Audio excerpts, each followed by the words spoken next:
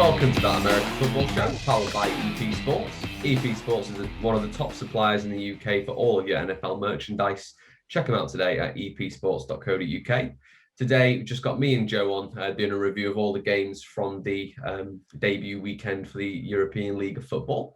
Boy, what a great weekend it was. Joe, how did you enjoy it? Yeah, mate, it was good. I tell you what, it went a lot smoother than I thought it would. I mean, I was already looking forward to the league and we had high hopes for it, but it just, that professional look they were going for, I felt like we really got it, just all the way from like the broadcasting to the announcing to like how again, I thought the broadcasting, that for me, that was the main thing. And like the quality of football was very, very good. It felt like to me like I was watching a college game that I actually had interest in because, the talent wasn't the NFL. There was clearly some teams that had better offenses, better defenses, and there was some weaknesses in some. But, I mean, there was players that are all teams at all levels that were doing big plays and making kind of moves. So, yeah, it was just great to watch football at a reasonable time of the day. Yeah, like literally it finished at like 5:30 or something, 5:00 our time, and you just... it's lovely. Like you got the rest of your Sunday night to spend and do other things. And I mean, like you said, the commentary was great. It was professional. There was stadiums with advertising, like all those big crowds. It was all great. Did you watch it with an American announcer or a native announcer? I was full German. Full German, yeah. I'm gonna have to brush up on my European languages soon. Yeah, we're going to become fluent by the end of this, I guarantee. Already Duolingo. Can't speak a word. Yeah, Duolingo is coming straight out. Tell you what does amuse me, because sometimes the German language is just so easily translatable. There was one, it was like, let's just say John Smith in the end zone for a touchdown. It was like, John Smith, Z touchdown, is it end zone? Okay. I tell you what, that's one thing that I picked up on is they're very German. And then when they come up with the English American words, their accents are like, straight American, like you could not tell they were German. Like, I love that sort of that cracked me up. Yeah, especially with the wide array of names. Yes. Should also mention that the EFL's just partnered with the Brazilian League for football. So yes, going to have another kind of name nationality coming into play as well, which is great news for the league. Going to have to start learning Portuguese as well. It's it's a tough life covering this league. Right. 24.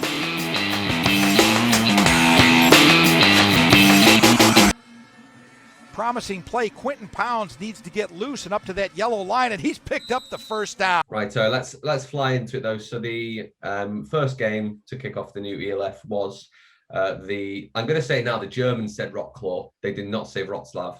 Yeah, I don't know which one it is now. It's I'm a little confused. I don't know what we've got to go with. I'm going to say Wroclaw because claw just sounds aggressive.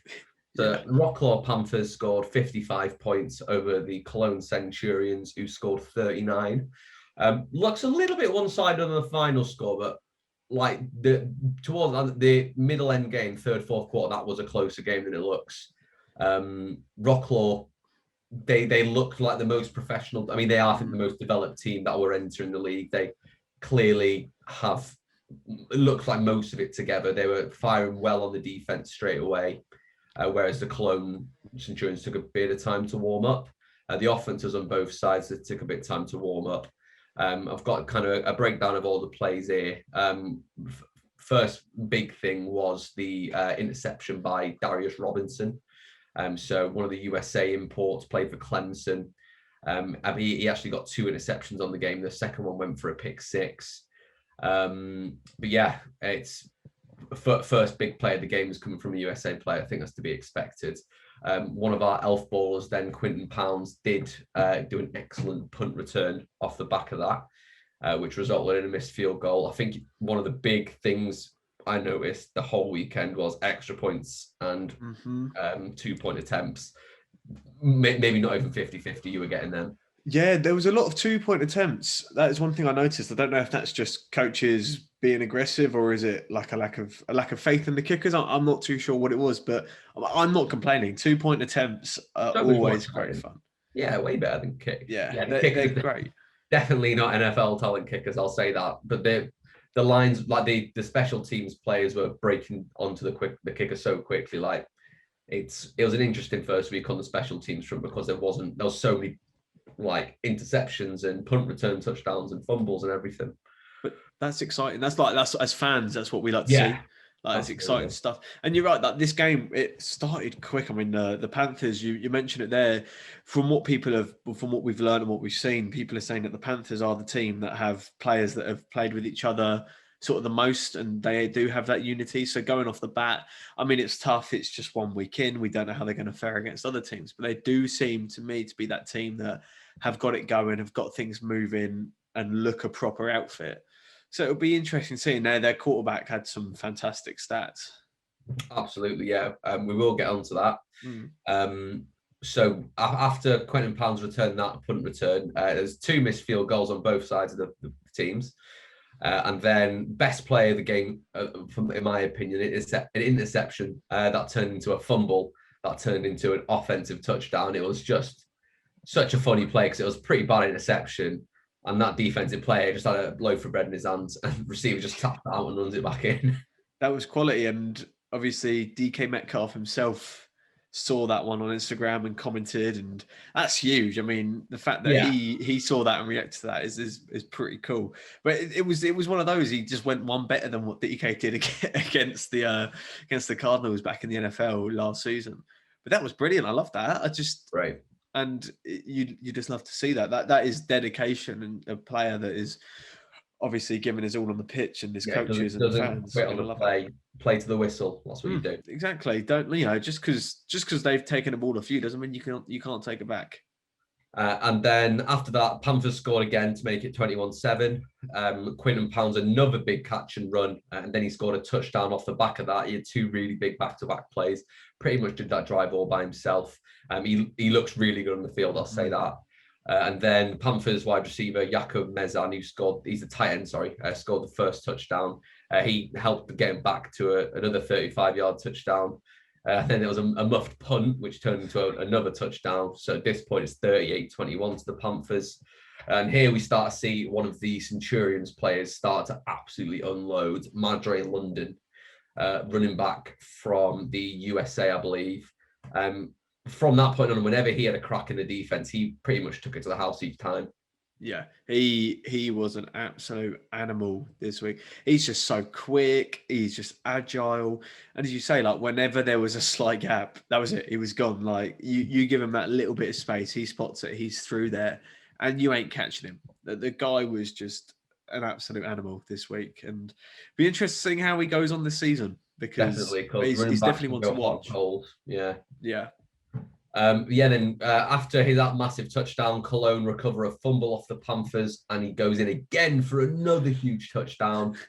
So at this point, it's 38-33. The Centurions are within 5. It could be anyone's game, but the Panthers proceed to get another score in. Madge London, again, one more big drive, 38-yard touchdown off the back of that. It's 48-39 with 4 minutes to go, but the Panthers do ice the game to turn it 55-39. But I mean, for a kickoff game for a league, it had everything. It had special teams, it had defense, it had offense, it had some really big players on both sides doing bits. I mean, it was great, and I'll also say the jerseys look cracking for both of those teams. Mm-hmm. Yeah, that's one thing I noticed as well. But you're right. I mean, out of all the games to kick it off and get things going, like what better? Look how many points were scored. I'm trying to add that up very quickly in my head. 94 points, I think that is. That's a lot of fan excitement that you've got there. So well done to the Panthers and the Centurions for giving us that pretty awesome game. And we're going to pick an MVP for each game throughout the season. So for this one, I think it's no questions asked. Madre London gets it.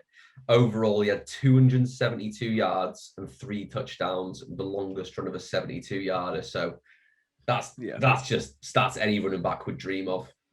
Yeah, you can't. For me, there's no question. I thought the guy was brilliant. And look at that. So what? I think that's about 12, 13 yards on average a carry. That's crazy. Yes, that's got to be madness. And then for the honourable mention, for the Panthers, I've given it to Darius Robinson. He actually only played one half, but in that one half, he got 2 interceptions and one of them being a pick 6. So, I mean, that's what you want your defensive backs for, isn't it? Exactly.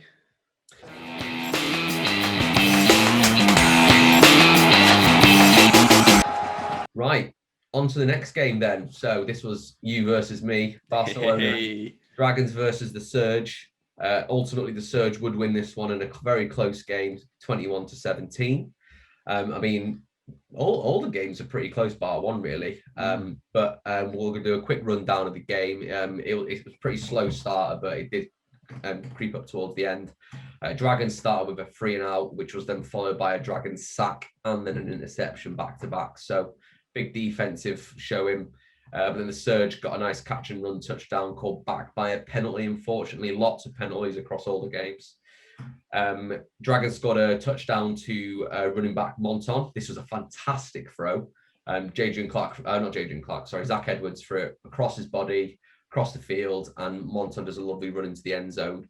Then it was followed up by a 2-point conversion. Then the Surge returned a kickoff back to the 47-yard line. So good field position there. Louis Geyer, the wide receiver for them, gets 2 big catch and runs for a touchdown. And then the Dragons kick returner, Gene Constant, he actually returned it for a touchdown, I think, but it was nullified by a penalty. And then they threw an interception from their end zone. Ben Wensler for the Surge got that. Then the Surge did do a 3-and-out. Sorry, I think I fucked that up, but regardless. Surge got a 3-and-out. Long snapper muffs the punt. So there's safety in this game as well. So going into the half, that was 10-6. It was pretty slow on both sides, to be honest. Yeah, I mean, I'll tell you what, that Zach's throw for that touchdown, that's probably my favourite touchdown of the weekend. You know, as you say, it was just awesome. He's backing off and it's just across himself. And mate, he was quite clear and open and managed to take the ball and go for that touchdown. Yeah, really nice from him. And if you're watching it on YouTube, I'm sure Craig will be able to pop the highlight right. Yeah. Yes, Craig will do his bit.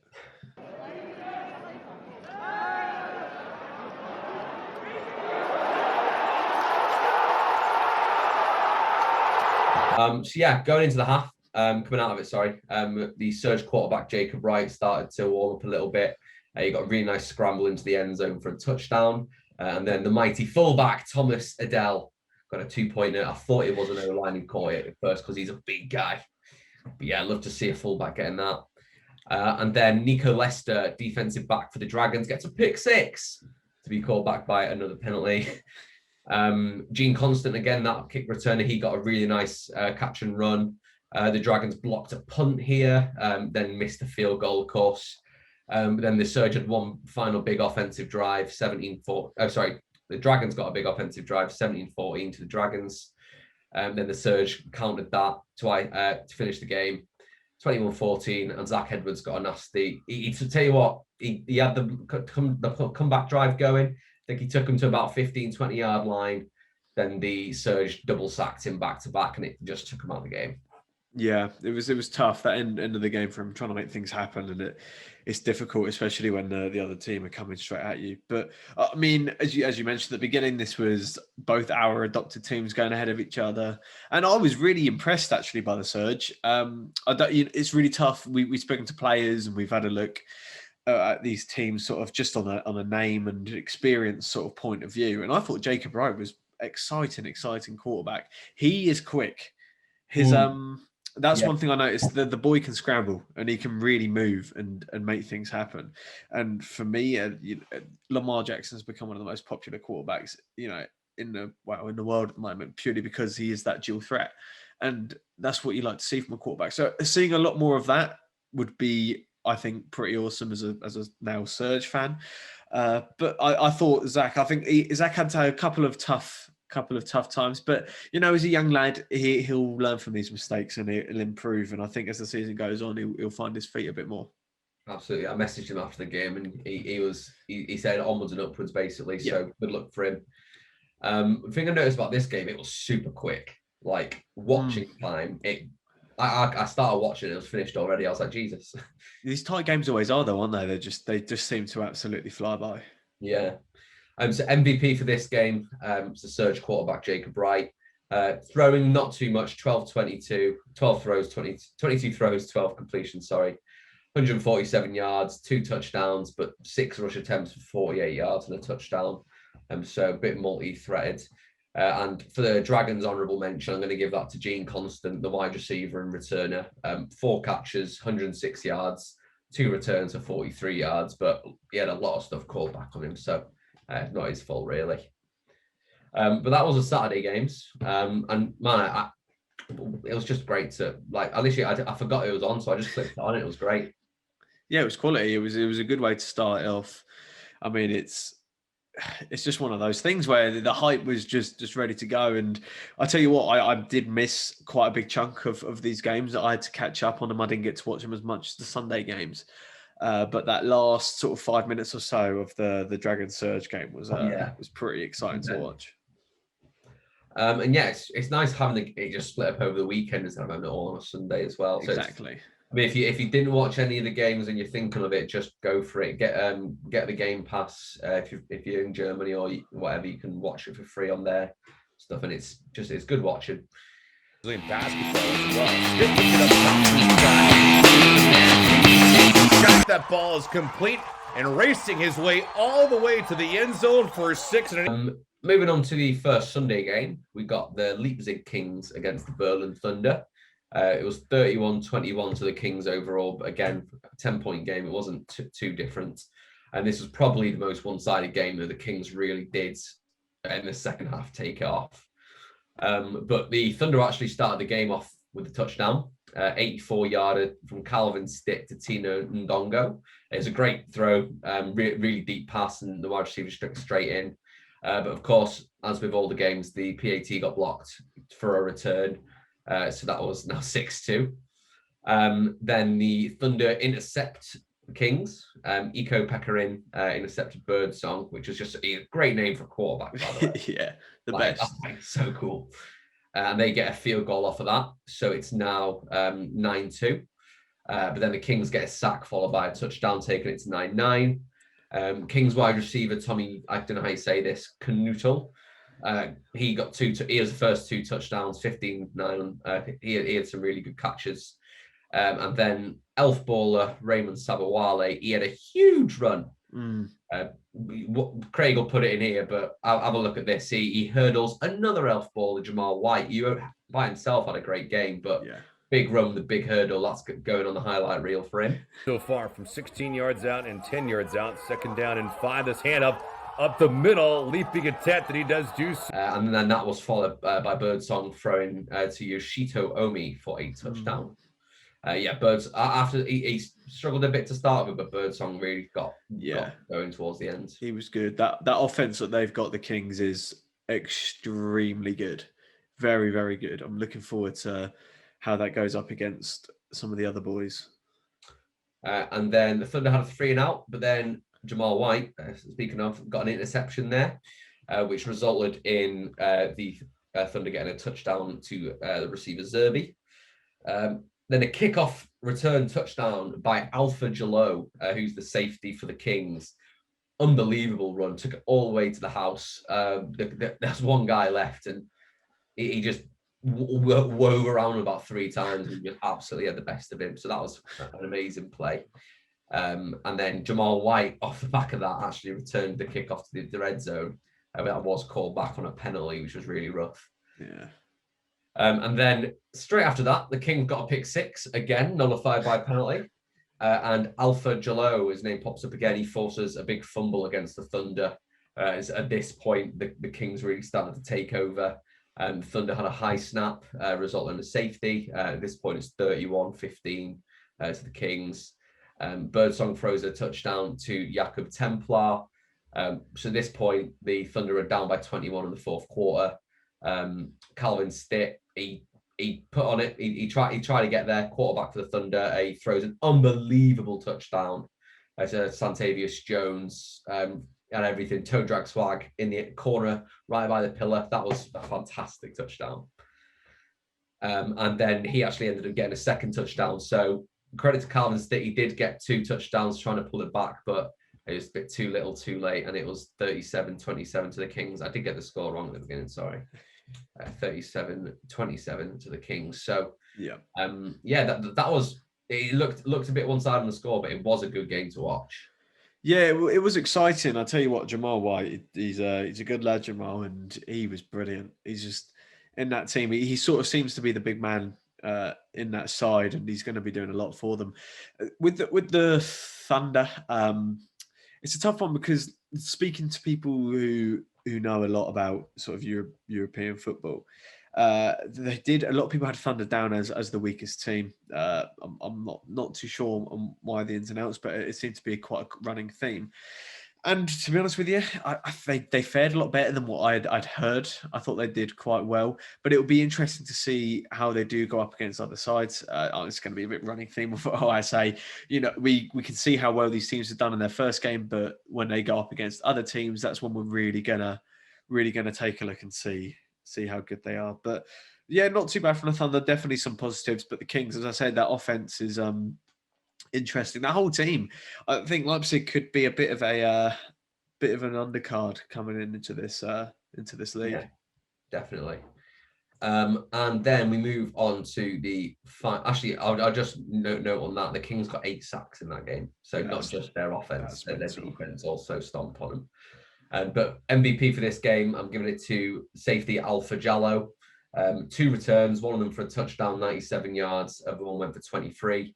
He also got a sack that resulted in a fumble and 2 tackles, one tackle for loss. Honourable mention goes to Jamal White. He got 3 kickoff returns for 147 yards, 89 yards being the longest, and that doesn't include the one that was called back on penalty. He also got a 33-yard int. It's long! There to pick it up! Moving along! It's going to be a big defensive touchdown! But now let's move on to the final game, which I personally think was the closest. Both teams are on very equal footing here, and it went down to the final seconds. We have Hamburg Sea Devils against the Frankfurt Galaxy. Big defensive game. Both teams were kept under 20 points. Only game to that happened in. And there was a lot of missed points that resulted in this game being won by the Sea Devils. So Galaxy started off with an early field goal, missing an early field goal, should I add. It looked like both teams were just working out what each other was doing, some short passes, bit of run game, see what was going on. And then the Hamburg safety, Marlon Franklin Jr. gets an interception. I think it was about 5-10 yards off their end zone. So great time to get that in. And then elf baller Jadrian Clark, who's the quarterback for the Sea Devils, he threw an interception from his own end zone for the Galaxy to only end up getting a field goal. They were in red zone already, just stout defense. The linebacker for the Sea Devils, Bombeck, his name was everywhere if you watched the game, but he had a really big third down stop. And then linebacker for Hamburg, Ambrose Matti, turned a fumble into a touchdown. Just a big hit on the quarterback, and he skipped right over him, gets that in, and now it's 7-3 to the Sea Devils. Then the Galaxy running back, these names are going to start killing me. Janiadi Adams runs it in for a 1-yard touchdown. So again, back to 10-7, close game. Devils orchestrate a very nice long drive with a really nice touchdown to Adrian Botello. It was very, very NFL worthy, I thought. Proper drag route across the field, and he just snuck him by the pylon. But yeah, he was a big tight end as well. Yeah, he was, wasn't he? Yeah, it was a great throw by Adrian as well, to be honest. Oh, sorry, I don't know if you can hear the ice cream man going by. No, I can't. It's all good. Galaxy quarterback Jacob Sullivan then drove the ball down for a touchdown, but 2-point conversion, they miss it. So it's now 15-14 to the Galaxy. And Xavier Johnson, running back for the Sea Devils, he gets 2 big runs, 2 first downs, and then with 4 seconds to go, the Sea Devils kick a field goal, 17-5. And hey, that was just I watched that start to finish, and it was quality game. This one really was. Both those D-lines were fantastic. I felt like the running backs really, even though both teams have top draw running backs, they really found it hard to create any space and to run in behind at all. So for me, this was, it was a good tight game. And with regards to the Sea Devils, when it sounds very cliche almost, but for me, it was always going to be the team with the last possession were going to be the team to win it. And I think the Sea Devils played that perfectly and managed to get that field goal. My internet went down, I think, with about a minute and something to go, and I missed the last 5 minutes of real time, which meant missing the field goal. I came back and I was like, is it over? Is it finished? And you boys obviously telling me that the Sea Devils had done it. But yeah, it was great. I really enjoyed this game. As I mentioned, I thought Jadrian, you could see the class that he's got. I thought, obviously, our friend Cadell, I thought he was brilliant. I thought he made he made a few good plays. His impact, he was recognisable on the pitch. You could see. Yeah, he was always at the ball. Yeah, he was. I thought he was great, and always. I don't know if that's just my personal bias, always looking out for him. But I thought I noticed him quite a bit. But yeah, I mean, these are tipped to be the two big dogs in the league, facing each other straight away. It's going to be interesting to see how impactful this victory will be in the season. However, of course they're in two different divisions, so when they could potentially meet in that championship game, we'll have to wait and see. But it'll be good to see how these two teams gel over time. We've got a fair few weeks before we even get near to the playoffs. So they're just going to keep learning, keep understanding each other. And there's no better way to learn about your teammates than in game. So it'd be good to see how these improve over time. I'll tell you what, the Sea Devils kit is beautiful. Yes, really, I think it may be my favourite. I think mine's between either the Sea Devils or the Kings. I didn't expect to like the Kings stuff. Yeah. But it looks good. It does. I'll tell you what, I was quite disappointed in the Dragons. I was expecting maybe a bit more yellow. Yeah. It's very green. I'm fine with it. I do like them. I'm right now I'm torn between the Sea Devils and the Dragons. You haven't picked. I mean, I like a lot of players. Fortunately, we know a lot of players in this. Yeah, that was the great thing, just watching all the games, because realistically, I didn't have any allegiance going into the game. Yeah. Or any games. I was just watching for I can't do that in the NFL. I can't watch an NFL game and be unbiased. I have a very certain disposition to certain teams. With that game, all of them, I was like, it's just good football. It's fun to watch. And you want to see people doing well.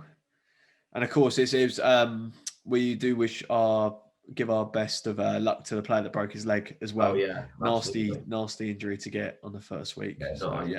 Season off. I hope he recovers quickly and as well as possible. Just jumping back to that final game there, for the MVP, like I said, it was a pretty close game. There wasn't really a standout any player, but I'm going to give it to the linebacker for the Sea Devils, Jan Philip Bombeck. He had 2 sacks on the day and 3 tackles, and he also got that really crucial 3rd down stop. But yeah, he, a bit like Cadell, he's everywhere on the defense when he was playing. And we'll also wrap it up with a Taft's Player of the Week. Yes. I think Craig brought him up first in our little chat, and we all 100% agreed, but it's definitely going to Madre London for the Cologne Centurions. I mean, it's not every day you rush over 200 yards, but 272, that's unbelievable. Yeah, I mean, look, there was a lot of players that had a lot of great performances, as we've mentioned throughout this, but yeah, Madre absolutely smashed all of them out of the park, in my opinion. As you say, those numbers, the way he looked, just everything, 3 touchdowns, it's got to be him. But if you disagree, if you think there was any other better plays, please do comment and let us know on any of our social medias or other channels. Speaking of which, Joe, where can people find us? Yes, you can find us on Twitter and Instagram at TAFS_UK. And you can find us on Facebook at That American Football Show. Also, if you like ELF stuff, as I assume you do, if you're watching or listening to this, go check out the ELF Reddit.